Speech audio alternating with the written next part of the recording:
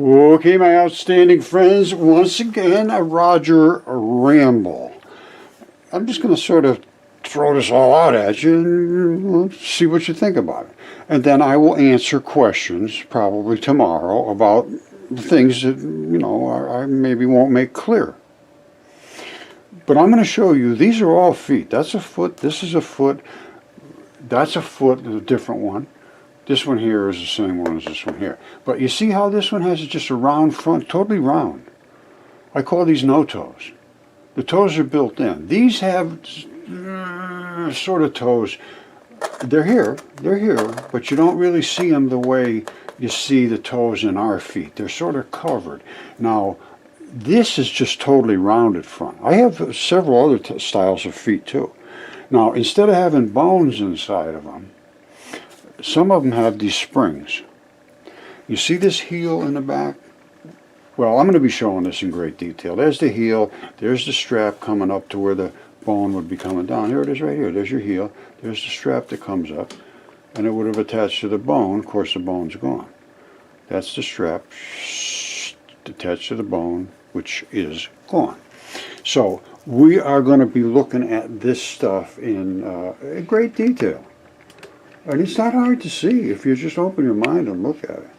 And you can see that this is blood. This is where blood was pumped down into the foot from above, and now there's algae or moss growing in there. That's what happens. They love blood. They will, and it's still in there. Obviously, it's growing there. I haven't fed it. It's just, this is sandstone. It shouldn't have any nutritional value. You wouldn't think. So it's obviously sucking something out of here. It's been here in my shop probably close to 10 years or so. And then, of course, I showed the giant hair follicle, which I say this is 500 times bigger than a human hair. If this was from a human. I have no idea what it's from, but there's the sebaceous gland.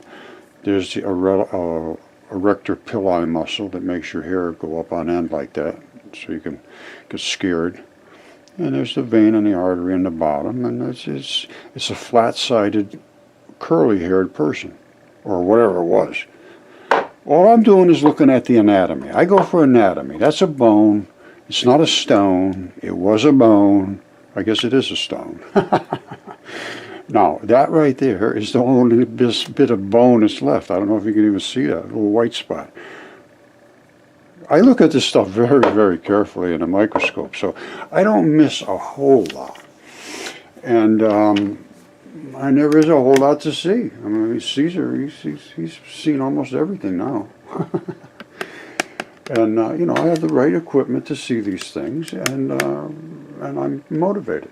So if you would like to also get a grasp on reality, which I'm going to tell you right now, if you think you're following mainstream and you're following the science, you are just lost in as deep of a lost area as you can possibly be. Because not only is it wrong, there's no desire to make it right. None. Zero. That's where I come in. I could be wrong. When I'm wrong, let's talk. But if you don't talk, all I get from people is, oh, that guy's an idiot. Oh, this is wrong. Oh, that's wrong. This is wrong. Well, why? Explain that to me, monsieur. What I want you to do is take a very close look at what you are looking at and think very carefully about what you see. Now, you're seeing that green spot right there. Well, what is that? Well, it's moss. And it's growing out of a sandstone block. Literally a sandstone block. That's what anybody looking at that would say. Roger, that is a sandstone block. And I would say, that's an interesting observation. I say, no, my friend, that is a foot. And these, my friend, are toes.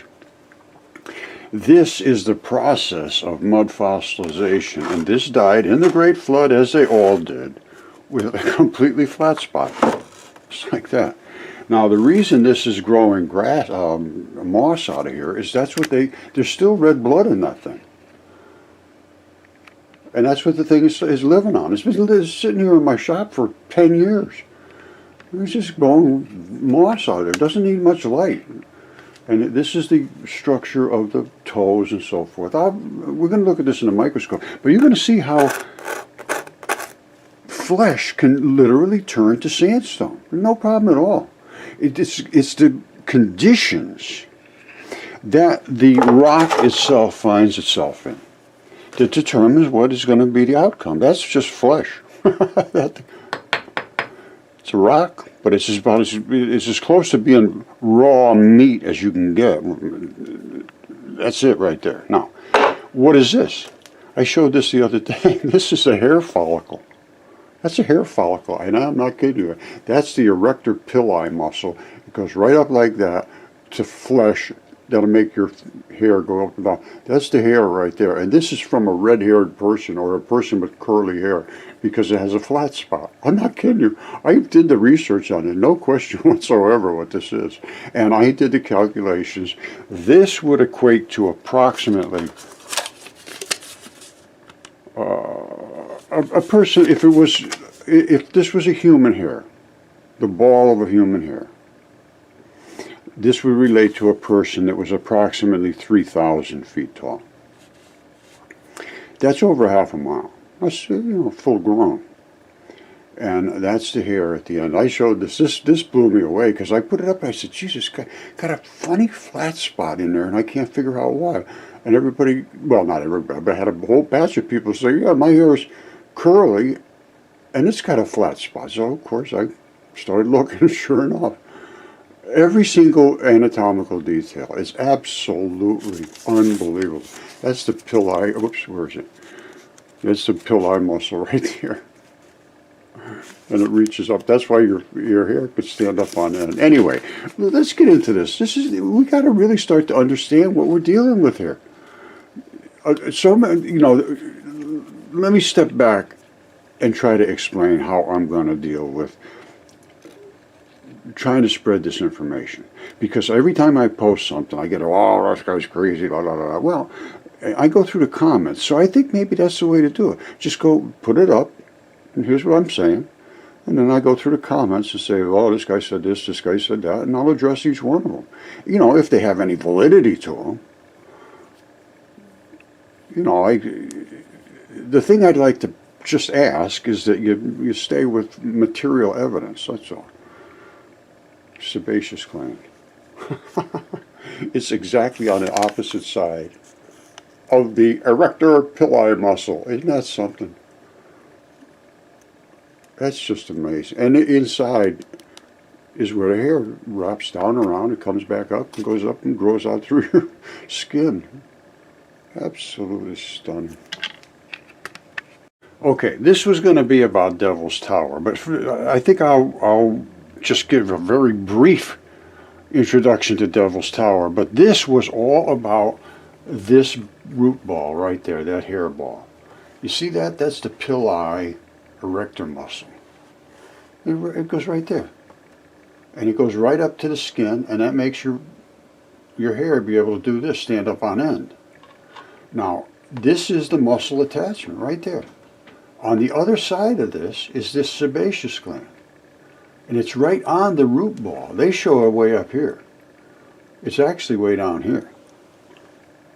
Alright, because this is actually this hair ball. And of course the hair has to come up through the skin a little bit, and then it shoots up and does what it does. And this has a flat side. I think I showed you all this stuff before.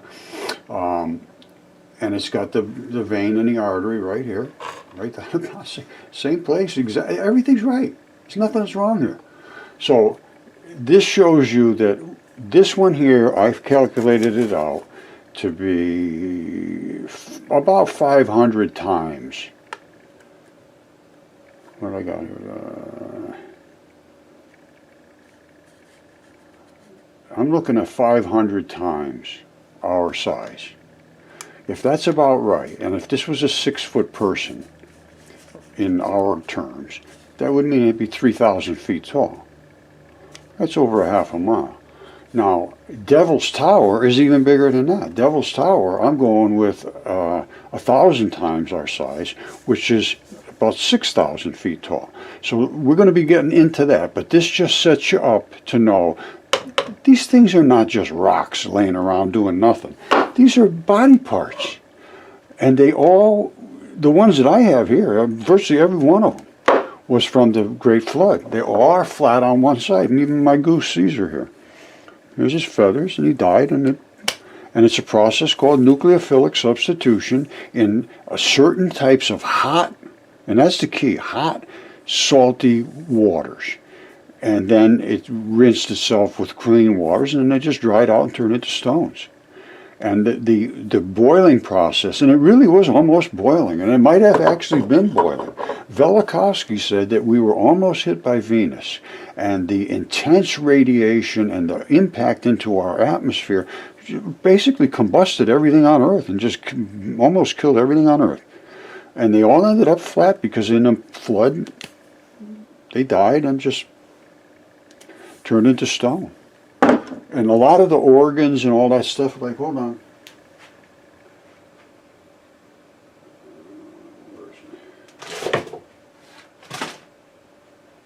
Well, they're around here somewhere, but I got all kinds of things. And I've had them DNA tested, and, I got 3 DNA tests on. 2 of them were on giant creatures, and I mean giant, huge creatures. And they were human. And the 3rd one was on the one that basically our size, was a lung. So I'm going to stop this right now at this point. This should bring you into the fact that this is not just silly stuff. I understand very, very well now how body parts attach together. And as a matter of fact, I've got this, I'm getting ready to show all of this stuff at one time.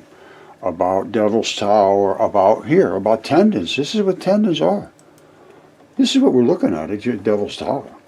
And all the other places where they have these huge columns, Giant's Causeway, I mean, it's everywhere, all around Iceland. Anyway, I have all of this stuff in this panel that I will be going over all of it. And the things that nobody has any clue about. And the bloody, they say, well, where's the body from Devil's Tower? Well, there it is right there. We're going to be getting into this deep, man. It's time to discuss the reality of the ancient world. Not just, these people were crazy, talking about giants, they're just crazy people trying to scare people. No. This stuff was recorded and historically documented and turned into comedy. Well, that ends. It has ended for me, I can guarantee you that. The things I found are stunning, and they were literally revealed to me. I didn't go out looking for this stuff. I woke up one morning, I said to my wife, I said, I feel like there's something in the woods calling my name. And I'm telling you, that's exactly the truth. I went out and I started looking around. I thought maybe I'd find an arrowhead or something, and before long I got giants in my hand, big, a fingertip this big. And I looked up giants, and the first thing that came up, and I'm not kidding you, almost the first thing that came up, it said, these things are for you to see and for others as a test, which exploded my neurons. And I says, whoa, where'd that come from? I'm typing, it went away, never came back. And there's nothing on the internet that I can find with that series of words that fits together. These things are for you to see and for others as a test. Almost nobody passed the test. I was just stunned how the human mind can be so dismissive of what cannot be dismissed, and then become so arrogant and so nasty that it was presented in the first place. It just stunned me, and I'm still stunned to today. I see things may be changing a little bit, but boy, I'll tell you, there is no sweeping change, I can tell you that. Anyway, we're going to get into Devil's Tower, all of the details, because I found what I think I'm probably going to do in the future is put up videos. I maybe already told you this, but I'll put them up, and then whoever has an issue, address it in the comments, and then I'll go through the comments the next day and do another video saying, John said this, Bobby said that, Tina said da-da-da, or whoever. And I'll address those comments. So these are the comments I got from yesterday about Devil's Tower, and a lot of them were, it's a tree, it's a this, it's a that, it's a volcanic intrusion. Well, we're going to talk about that. But this one here is done for today. And these are the kind of things that they're here. And if you could just dismiss them, I have no respect for your scientific acumen. Oh, I don't want to see you, don't bring them around here. And that's our top universities. It's a disgrace, it really is. I hate to be the one to bring this to you, but somebody's going to have to say it, and everybody's scared. If you're going to school, or you have a career or a job, which I don't have any of that stuff anymore, you can't talk. You talk, you're done. It's the way it works. And it appears to me it's the way it's always worked. Except in the ancient past, they actually had forums. They would sit and discuss these things in detail. And they would allow discussion. That is not allowed anymore. We live in a new era of totalitarianism, of mind control. And we don't need no mind control. We're just another brick in the wall, my friends. Okay, my friends, we're going to go a little playing footsie today. That's a foot. That's a foot. These are feet. Even this little puppy, that's a foot. And that is exactly where the fibula attaches. It goes up to the leg, which would run up. This is the strangest stuff, and this one died like that. These died flat like this. I tipped them up so you can see the structure a little better. Now, I don't know if I showed you yet, but I certainly will. This is the fibula here. They normally just fall right off. This one didn't. This one fused. And we're going to actually be able to see the structure of the fibula. You know, of course, it's all turned into sandstone. This one is turned into almost like leather. And it just happens to be wherever they are. Bones don't turn into bones. They turn into stone bones. And people just never recognized it before. They say, oh, that's just a rock. Yale University told me, no, that's just a rock. I said, are you kidding me? How could you possibly miss this? They don't want to know this. This destroys everything that they've been touting for forever. And you have to say, yes, sir, you're right, I'm wrong. No, I don't say that. I say, show me you're right. Well, they can't. So they run and hide. And that's what's happened. Derek Briggs down at Yale University is the first one I brought this stuff to 10 years ago. And I'm glad that he just abrogated his responsibilities, because otherwise nobody would know any of this stuff. If we left it in their hands, I can't even imagine what they'd be saying about this stuff. I'm going to present the truth to you. Let them come up with it. Same thing with Harvard. Same thing with Johns Hopkins. Not interested. Harvard has the origins of life. Refused to engage with me. I mean, I've tried a dozen times to engage, and I've emailed almost everybody up there, and not one single response. So what do you do about it? You go public. All right, my public friends, let's just keep talking about it until somebody does something. That's all. Nothing else we can do. But if this is what I say it is, and it is, this is the pili erector muscle. Get somebody that knows some kind of biology and some kind of anatomy. It goes just like this, and your hair would go up and down. The other side has the sebaceous gland on it. This is a root of a hair, the ball, the follicle. And the hair comes right up the top, and this is a curly-haired person with a flat spot. I learned so much out of doing this. It's just amazing. And not a thing I was ever taught was right. None of this stuff. Absolutely, totally, I refuse to see it. This is what I've really learned is the state of the man's mind. And women too, I'm sure. Look, I get a lot less pushback from women. It's hard to say. I don't want to make any rash judgments about that. A lot of women are not interested in this. I don't know why. I don't know, a lot of men aren't either. But the men, I find, mostly just want to stand in the way of something. It's a strange journey, my friend. Very strange.